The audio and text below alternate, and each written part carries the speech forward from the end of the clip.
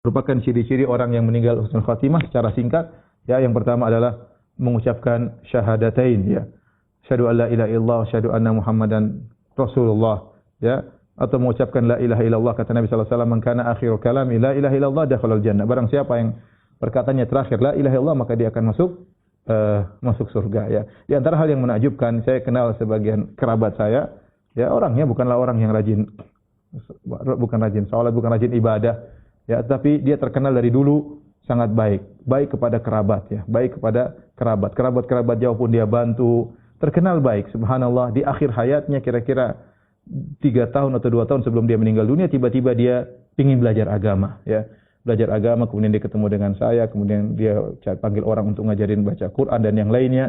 Subhanallah, meninggalnya dia mengucapkan asyhadu alla ilaha illallah, asyhadu anna muhammadar rasulullah. Setelah puluhan tahun kehidupannya jauh dari ibadah. Bisa jadi karena apa? Karena dia suka membantu orang lain, ya, bisa jadi, ya. Apalagi kalau orang menyertakan dirinya rajin beribadah disertai dengan suka membantu orang. Tapi hati-hati, yang penyakit berbahaya menimpa orang seperti ini adalah ujub dan riya. Lawan itu ujub dan riya agar kita bisa meraih husnul khatimah. Di antara tanda-tanda orang yang husnul khatimah yaitu meninggal dalam kondisi birashhil jabin, yaitu dahinya penuh dengan keringat, ya. Itu banyak keringat yang tercucurkan di dahinya, dan itu di antara tanda-tanda, ya. Kata Nabi sallallahu alaihi wasallam, "Mautul mu'min bi araqil jabin." Sungguhnya seorang mukmin meninggal dunia dengan banyaknya keringat di dahinya. Kemudian di antaranya meninggal di malam Jumat atau di siang hari Jumat, ya. Kata Nabi sallallahu alaihi wasallam, "Min muslimin yamutu yaumal jum'ah aw lailatal jum'ah illa waqahu Allahu fitnatal qabr." Tidaklah seorang muslim meninggal di hari Jumat atau di malam Jumat kecuali Allah akan menjaganya dari pertanyaan malaikat mungkar dan nakir, atau dia bisa menjawab pertanyaan malaikat mungkar dan nakir. Itu Allah menjaga dia dari fitnah kubur. Kemudian di antaranya meninggal di medan pertempuran, ya, atau meninggal tatkala sedang berjalan menuju medan pertempuran jihad di jalan Allah Subhanahu wa taala. Kemudian di antara juga meninggal karena penyakit taun, wabah, ya. Dan para ulama sebagian mengkiaskan dengan wabah-wabah yang lain seperti sekarang wabah corona. Kalau ada orang meninggal, dan kita tahu ada sebagian orang-orang saleh, orang-orang pejuang yang sering membantu kaum muslimin meninggal karena penyakit corona. Semoga mereka mendapatkan husnul khatimah.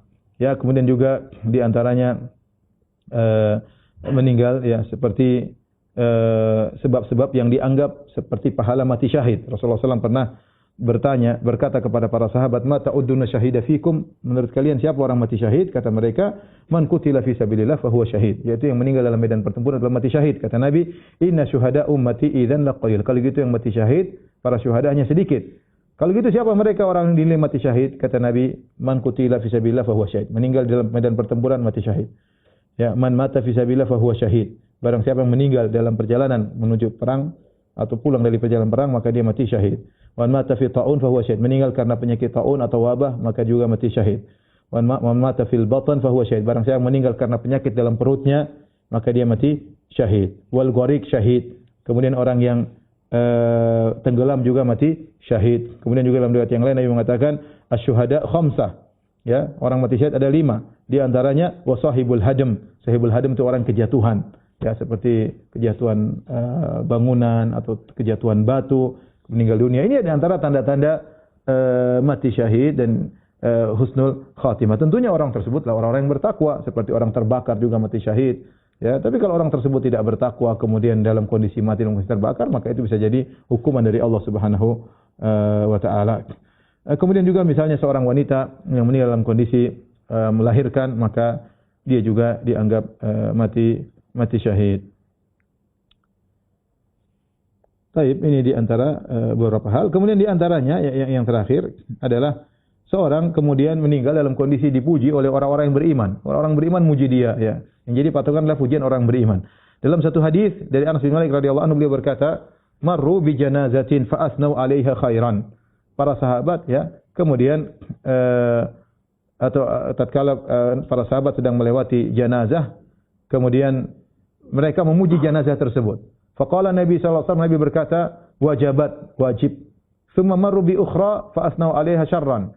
Kemudian ada jenazah yang lain, mereka lewat jenazah lain, maka mereka menjelek-jelekkan jenazah tersebut. Kata Nabi, "Wajabat, wajib." Faqala Umar bin Khattab. Umar berkata, "Ya Rasulullah, ma wajabat? Apa yang wajib?"